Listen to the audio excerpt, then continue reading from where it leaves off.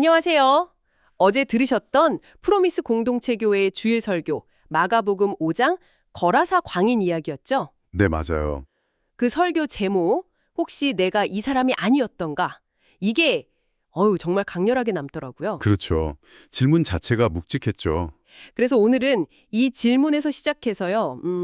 설교 내용을 다시 한번 좀 곱씹어보고 네네. 이번 주 당신의 삶에 적용할 점들 그걸 좀 찾아보는 시간을 가지면 어떨까 합니다. 좋습니다. 저희가 살펴볼 자료는 바로 어제 그 주일 설교 말씀인데요. 예수님이 귀신 들린 사람 고쳐주신 이야기. 어찌 보면 익숙한데 네. 근데 그게 단순한 기적 이야기가 아니라 우리 자신을 되게 깊이 돌아보게 만드는 메시지가 있었어요. 맞습니다. 설교는 정말 들을 때뿐 아니라 다시 생각하고 내 삶이랑 연결할 때 그 의미가 살아나는 것 같아요. 그렇죠. 그래서 오늘은 설교의 핵심 메시지를 좀 명확히 정리해보고 거기서 얻은 통찰이 당신의 일상, 또 생각에 어떤 영향을 미칠 수 있을지 그걸 좀 구체적으로 탐색해보는 게 목표입니다. 네, 좋습니다. 그 설교 초반에요. 예수님의 치유 사역을 두 가지로 나눴던 게 기억나요. 아, 네. 바디메오 같은 경우랑 맞아요. 바디메오나 혈루증 앓던 여인처럼 정말 간절하게 믿음으로 나와서 고침받은 경우가 하나, 네. 다른 하나는 오늘 본문의 이 거라사 광인처럼 스스로 나올 의지나 소망조차 없을 때 그때 예수님의 직접 찾아가신 경우. 그렇죠. 이 사람 상태가 정말 절망적이었죠. 네. 무덤 사이에 살면서 밤낮 소리 지르고 심지어 돌로 자기 몸을 해치고 있었으니까요. 와, 근데 예수님 딱 만났을 때 살려주세요 이게 아니라 나랑 당신이랑 무슨 상관이 있습니까 하면서 밀어냈잖아요. 맞아요. 그 부분이 참... 그런데 이 사건이 일어난 그 거라사 지역, 이것도 좀 생각해 볼 필요가 있어요. 아, 그 지역 설명해 주셨죠. 네, 갈릴리 동편, 그 데가볼리 지역의 일부로 추정되는 이방 땅이었죠. 네. 설교에서도 언급됐지만 유대인들이 부정하게 여기던 돼지를 수천 마리나 키웠다는 거. 2,000마리요. 와. 그 사실 자체가 그 지역이 좀 경제적 이익을 되게 중요하게 여겼다는 걸 보여주는 거죠. 영적인 것보다는요. 네. 근데 예수님이 굳이 이런 이방 땅, 그것도 가장 어두워 보이는 그곳에 가셔서 이 귀신 들린 사람을 만나셨다는 거, 이게 우연이 아니라는 거죠. 아, 그 포인트가 정말 중요했어요. 단순히 지나가다 들으신 게 아니라. 네. 그 절망적인 한 사람을 통해서 이방 땅의 복음을 전하시려는 하나님의 계획된 구속사였다. 이게 설교의 핵심 중 하나였죠. 그쵸. 그 사람은 뭐 예수님을 믿기는커녕 자기 자신에 대한 희망도 없어 보였는데. 바로 그 지점입니다. 우리가 흔히 생각하는 거랑 좀 다르죠. 보통은 신앙 좋고 준비된 사람을 쓰신다 이렇게 생각하기 쉬운데 네, 저도 그렇게 생각했죠. 근데 설교는 때로는 전혀 예상치 못한 사람, 심지어 영적으로 굉장히 어려워 보이는 사람도 하나님이 사용하신다는 걸 보여줬어요. 와. 그분의 계획 안에서는 중요한 도구가 될 수 있다는 거죠. 아, 그래서 나는 아직 준비가 덜 돼서 뭐 이런 생각들 있잖아요. 네네. 내 과거가 너무 부끄러워서 이런 게 어쩌면 하나님 앞에서는 좀 핑계일 수 있겠다 이런 지적이 확 와닿더라고요. 그렇죠. 결국 중요한 건 내 상태가 아니라 나를 통해 일하시는 그 하나님의 능력, 또 그분의 뜻이라는 거죠. 우리의 약함조차도 쓰시는 그분의 주권, 이걸 인정하게 되는 것 같아요. 맞아요. 그리고 이 광인이 무덤 사이에 거했다는 표현 있잖아요. 네. 설교에서 이걸 그냥 죽은 자의 공강 이게 아니라 영적인 상태로 깊이 해석했죠. 네, 하나님과 단절된 상태. 네. 절망과 어떤 부패, 죽음의 기운 속에서 살아가는 상태. 요즘 세상에 죽지 못해 산다 이런 말 많이 하잖아요. 현실이랑 연결하셨죠? 네. 자살률도 높고 육신은 살아있는데 영혼은 이미 죽은 것 같은 상태. 소망 없이 그냥 절망에 꽉 눌려있는 그 상태. 그게 바로 무덤 사이에 사는 거다. 이렇게 말씀하시니까 너무 와닿더라고요. 그리고 설교는 우리 각자가 처할 수 있는 다양한 무덤의 형태를 구체적으로 제시했어요. 예를 들면 중독이라는 무덤. 아, 중도? 네. 거기에 갇혀서 관계나 삶의 중요한 것들을 다 망가뜨리거나 아니면 용서하지 못하는 그 미움의 무덤. 거기에 갇혀서 과거 상처에 계속 매여 사는 경우도 있고 네. 또 끊임없는 염려와 불안이라는 무덤 속에서 미래를 두려워하면서 현재를 전혀 살지 못하는 그런 모습도 있고요. 맞아요. 이런 무덤에 깊이 빠지면 그 광인이 쇠사슬을 막 끊어버렸듯이 스스로를 제어하지 못하게 되는 거죠. 통제 불능 상태. 네, 본문에 아무도 그를 제어할 힘이 없는지라 이렇게 나오잖아요. 근데 그 결과가 결국 뭐였냐면 5절 보면 밤낮 무덤 사이에서나 산에서나 늘 소리 지르며 돌로 자기의 몸을 해치고 있었더라. 자기 파괴. 네, 결국 자기 파괴로 이어진다는 게 너무 무섭더라고요. 그게 바로 죄나 중독의 그 강력한 힘을 보여주는 거죠.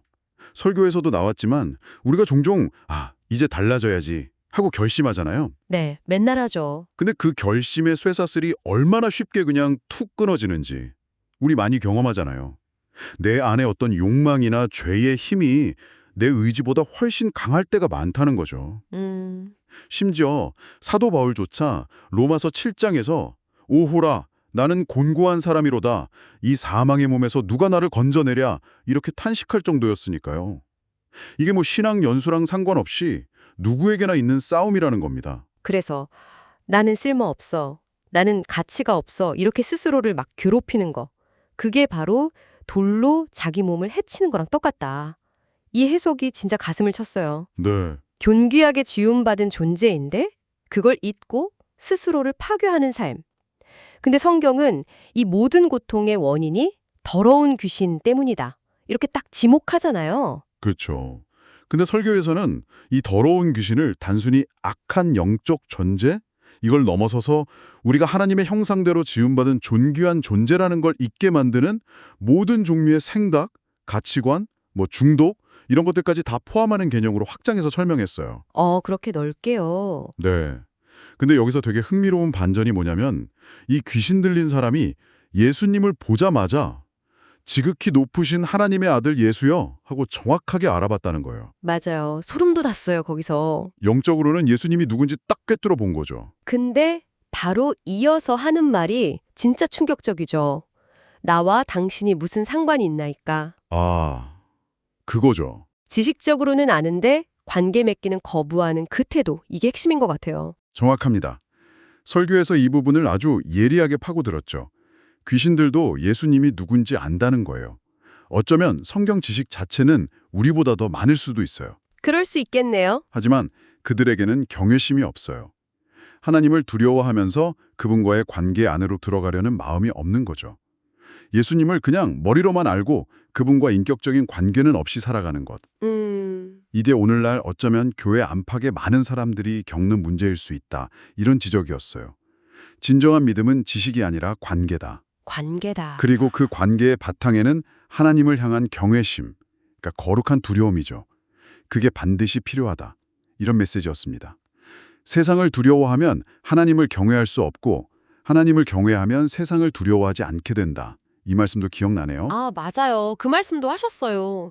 그리고 예수님이 이름을 물으시니까 내 이름은 군대니 우리가 많음이니이다. 이렇게 대답하잖아요. 네, 군대, 레기온. 네, 그 레기온이라는 게 당시 로마 군대의 엄청난 규모를 뜻하는 거니까 한 사람 안에 이렇게 수많은 다른 목소리, 욕망, 상처 이런 것들이 막 뒤엉켜서 그 사람을 완전히 장악하고 있다는 의미로 해석됐죠. 그렇죠. 완전히 점령당한 거죠. 그러면서 설교가 우리한테 질문을 던졌어요. 내 마음의 주인은 성령님인가? 아니면 내 안에도 군대가 주둔하고 있는 건 아닌가? 네. 염려라는 군대, 비교의식이라는 군대, 분노라는 군대, 탐심, 중독 이런 군대가 내 마음을 점령해서 하나님과의 관계를 방해하고 있지는 않은지 돌아보라 이런 요청이었죠. 그리고 여기서 또 중요한 포인트가 뭐냐면 이 군대가 어느 날 갑자기 확 침략한 게 아니라는 거예요.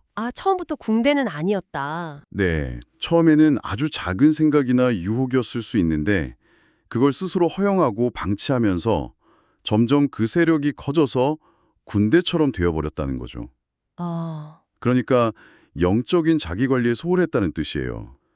우리가 육신의 건강이나 외모는 되게 열심히 관리하려고 하잖아요. 그렇죠. 신경 많이 쓰죠. 근데 정작 내면의 영적 상태를 돌보는 데는 얼마나 취약한가. 이걸 돌아보게 하는 대목이었어요. 맞아요. 너무 쉽게 방치하는 것 같아요. 근데 예수님께서 결국 이 사람을 불쌍히 여기셔서 귀신들을 내쫓으시잖아요. 그 과정도 진짜 극적이에요. 네, 돼지떼 사건이죠. 네, 귀신들이 근처에 있던 돼지떼에게 들어가게 해달라고 막 간청하고 예수님이 허락하시니까 무려 2,000마리나 되는 돼지띠가 바다로 막 돌진해서 몰사하잖아요. 와, 2,000마리. 엄청난 규모죠. 네. 근데 이 사건을 본 마을 사람들 반응이 정말 우리를 당혹스럽게 만들어요. 그렇죠. 그게 참 충격적이죠. 그들은 한 영혼이 막 귀신에게서 해방되고 회복된 이 기적에는 전혀 관심이 없었어요. 네. 대신 자기들 재산인 돼지떼가 사라진 거, 그 경제적 손실, 그리고 두려움 때문에 예수님한테 제발 여기를 좀 떠나달라고 요청하잖아요. 정말. 설교는 바로 이 돼지떼가 그 거라사 사람들 마음을 사로잡고 있던 진짜 군대, 그러니까 우상이었다고 해석했어요. 아, 돼지떼가 우상이었다. 네. 그 사람들한테는 한 영혼의 구원보다 당장 눈앞에 그 재물이 훨씬 더 중요했던 거죠. 네. 그리고 그 돼지떼의 몰사는 결국 하나님보다 더 사랑하는 것, 또 하나님이 기뻐하지 않으시는 것들은 그 끝이 파멸이고 죽음뿐이다. 이걸 상징적으로 보여주는 사건이었다. 이런 설명이었습니다. 와. 그래서 이 지점에서 우리한테 던져진 질문이 정말 묵직했어요. 당신의 삶에도 혹시 이런 돼지떼가 있지는 않습니까? 당신의 영혼의 가치보다 더 중요하게 여기고 막 붙들고 있는 것들? 그걸 잃어버릴지라도 예수님을 선택할 것인가? 아니면 그걸 지키려고 예수님을 떠나보낼 것인가? 이거 진짜 깊이 생각해봐야 할 문제인 것 같아요. 네, 정말 그렇죠. 하지만 이야기는 절망으로 끝나지 않죠. 이게 복음이잖아요? 그렇죠. 마을 사람들이 와서 본 것은 정말 놀라운 광경이었어요. 15절에 귀신 들렸던 자, 곧 군대에 집혔던 자가 옷을 입고 정신이 온전하여 예수께 앉은 것을 보고 두려워하더라. 완전히 다른 사람이 된 거죠. 네. 설교는 이 변화된 모습 하나하나에 또 깊은 의미를 부여했죠. 옷을 입었다는 건 뭘까요? 수치가 가려지고 하나님의 자녀로서의 존엄성이 회복된 거, 이걸 상징한다고 했어요. 존엄성 회복. 네, 더 이상 벌거벗은 채로 자기를 학대하는 그런 존재가 아닌 거죠. 그리고 정신이 온전하여졌다는 것은 그 내면을 지배하던 군대가 떠나가고 그리스도 안에서 질서와 평안을 되찾았다. 이걸 의미하고요. 네. 그리고 가장 중요한 변화, 예수께 앉았다. 이건 이제 무덤 사이를 막 방황하던 삶을 청산하고 주님의 말씀을 듣는 제자의 자리로 나왔다. 이걸 보여주는 거죠. 이것이 바로 하나님께서 우리에게 원하시는 본래 모습, 정상적인 상태다. 이런 설명이었어요. 네, 그 설명이 참 좋았어요. 정상적인 상태. 그렇다면 이 모든 이야기를 통해서 이제 이번 한 주를 살아갈 우리가 붙잡아야 할 구체적인 적용점은 뭘까요? 설교는 아주 명확하게 세 가지 실천 방향을 제시했습니다. 첫째는 내 안에도 혹시 나를 지배하려는 군대가 있는지 정직하게 좀 대면하고, 네, 솔직하게. 만약 있다면 그걸 솔직하게 주님께 아뢰면서 도움을 구하라는 거였어요. 그냥 막연히 힘들어하지 말고 주님, 제 안에 이 끊이지 않는 염려를 좀 다스려 주십시오. 라든가 이 중독에서 벗어나게 도와주십시오. 이렇게 구체적인 이름을 부르면서 주님의 긍휼을 구하는 기도가 필요하다는 거죠. 네, 구체적으로 기도하는 거 중요하네요. 두 번째는 뭐였죠? 두 번째는 우리의 거처를 의식적으로 예수님의 발 앞으로 옮기라는 도전이었어요. 거처를 옮긴다. 네, 삶이 너무 힘들고 진짜 죽고 싶을 만큼 고될 때 우리는 자꾸 절망이라는 그 무덤으로 숨으려고 하잖아요. 네. 근데 그럴 때일수록 의지적으로 찬양하고 기도하면서 예수님께 나와 앉는 시간을 확보해야 한다. 그래야 한다는 거죠. 그럴 때 우리의 무덤 같던 현실이 생명의 동산으로 변화될 수 있다. 이런 약속이었습니다. 와, 무덤에 머물지 말고 주님 곁으로 피하는 것. 그게 핵심이군요. 그렇죠. 마지막 세 번째 적용점은 내가 받은 은혜를 흘려보내는 증인의 삶입니다. 증인의 삶. 근데 이게 흥미로운 게 주님이 고침받은 사람에게 멀리 가서 복음 전해라 이렇게 안 하셨어요. 네, 어떻게 하셨죠? 집으로 돌아가 주께서 네게 어떻게 큰 일을 행하사 너를 불쌍히 여기신 것을 네 가족에게 알리라. 19절 말씀이죠. 집으로 가족에게. 네, 가장 가까운 사람들에게 자신의 변화를 증거하라는 명령이었어요. 우리의 회복은 나만을 위한 게 아니라 여전히 무덤 사이를 헤매는 다른 이들을 위한 것이기도 하다는 거죠. 변화된 삶 자체, 그리고 우리의 간증을 통해서 주님을 전하는 것, 이게 우리에게 주어진 사명이다. 이런 강력한 도전이었습니다. 네, 오늘 어제 들었던 그 설교. 혹시 내가 이 사람이 아니었던가? 이걸 다시 한번 쭉 되짚어보면서 정말 절망 끝에 있던 한 영혼을 찾아가신 예수님의 그 긍휼하심. 네. 또 우리 안에 보이지 않는 군대를 제압하시는 그분의 능력, 그리고 우리가 결국 머물러야 할 곳은 무덤이 아니라 예수님의 발 앞이라는 걸 다시 한번 확인했네요. 그렇죠. 더불어서 받은 은혜를 나누는 증인의 삶에 대한 도전도 깊이 새기게 되고요. 여기서 한 걸음만 더 나아가서 생각해 볼 질문이 있어요. 주님은 왜 그 사람을 하필 가족에게 그리고 그가 살던 지역사회로 돌려보내셨을까요?